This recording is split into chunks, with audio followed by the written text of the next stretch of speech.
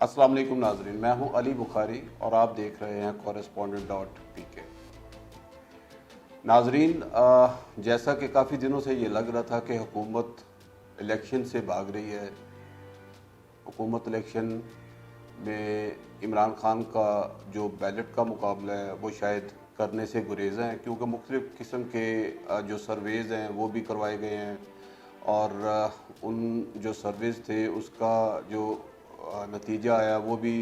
यही आया कि हम इलेक्शन जो है वो शायद बुरे तरीके से हार जाएं। 9 के 9 हलकों में इमरान खान साहब जो हैं वो इलेक्शन पे खड़े थे, लेकिन आप ये देख लें कि कोई भी पीडीएम का जो कोई लीडर है, वो मरकज़ी क़यादत, वो इमरान खान के मुकाबले में इलेक्शन लड़ने से भी गुरेज़ा नज़र आई।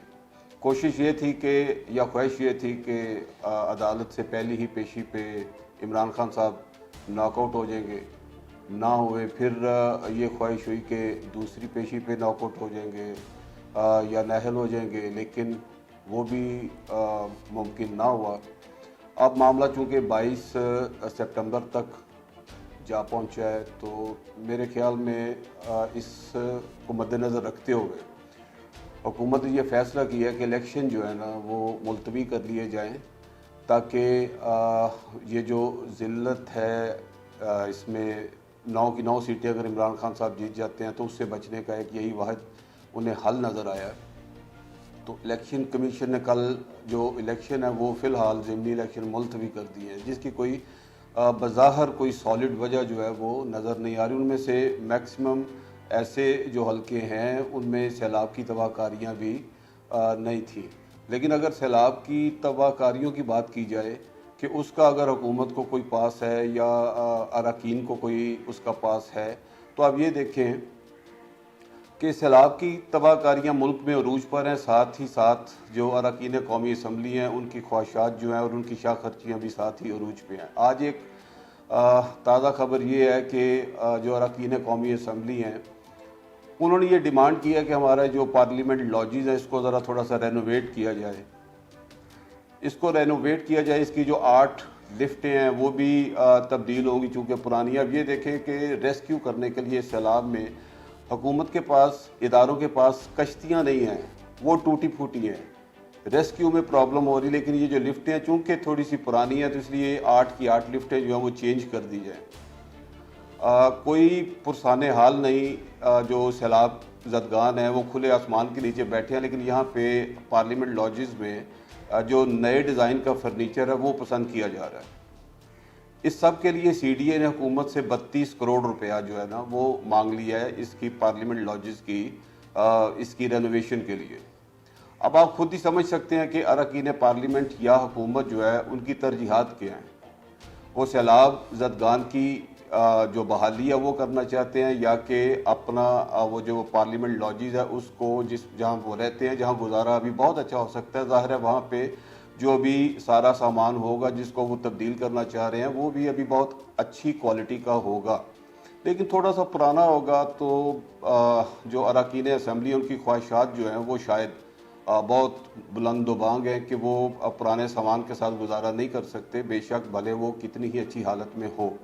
अब ये जो 32 करोड़ रुपए है नाजरीन, इसका अगर हम कैलकुलेशन निकालें तो लाखों अफराद जो बे यारो मददगार भूखे पेट पड़े हुए हैं सैलाब ज़दगान, वो काफ़ी दिनों तक 2 वक्त का पेट भर के अच्छा खाना खा सकते हैं इस 32 करोड़ की खती रकम के साथ। लेकिन इस तरफ किसी का ध्यान नहीं, ध्यान सारा इस तरफ है कि किस तरह से इमरान खान की टांगें जो हैं वो खींची जाएँ, किस तरह सियासी मैदान में तो उससे अब मुकाबला शायद मुमकिन नहीं है, तो किस तरह उसको टेक्निकल पॉइंट पर नॉकआउट किया जाए। सारे की सारी क़ुव्वत इसी तरफ सर्फ हो रही है, सारे का सारा जो ध्यान है वो इसी तरफ है,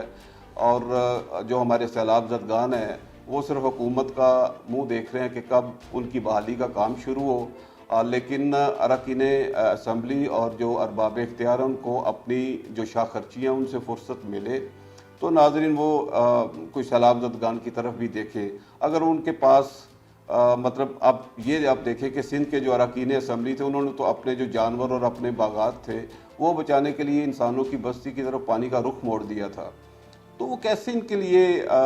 ऐसा सोच सकते हैं? ये बिल्कुल मुमकिन नहीं है। और हुकूमती वो जो है अकाबरीन ان کے عمل سے بھی لگ رہا ہے کہ وہ کسی بھی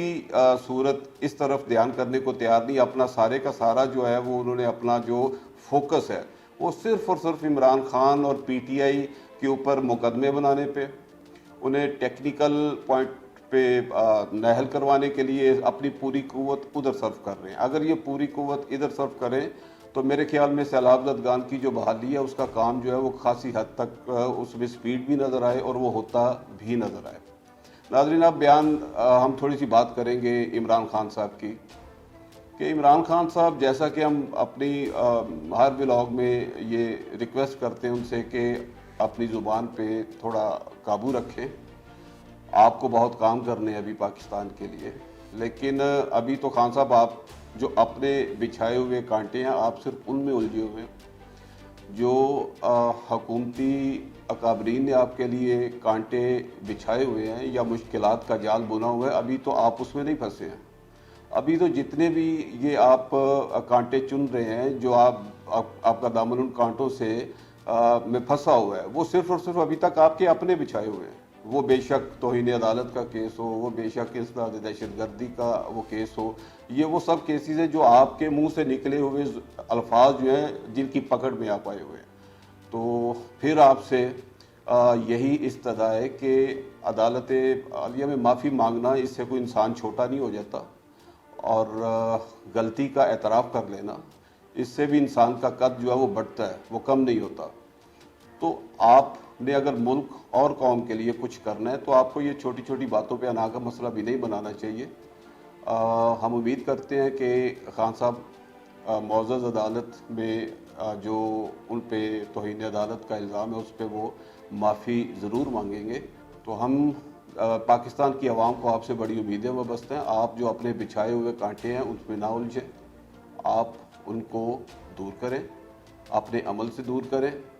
اور تاکہ آپ بہتر طریقے سے ملک اور قوم جن کی امیدیں وابستہ ہیں ان کی خدمت کر سکیں. آج کے لیے اتنا ہی, ملیں گے کل انشاءاللہ تعالی. پاکستان زندہ باد.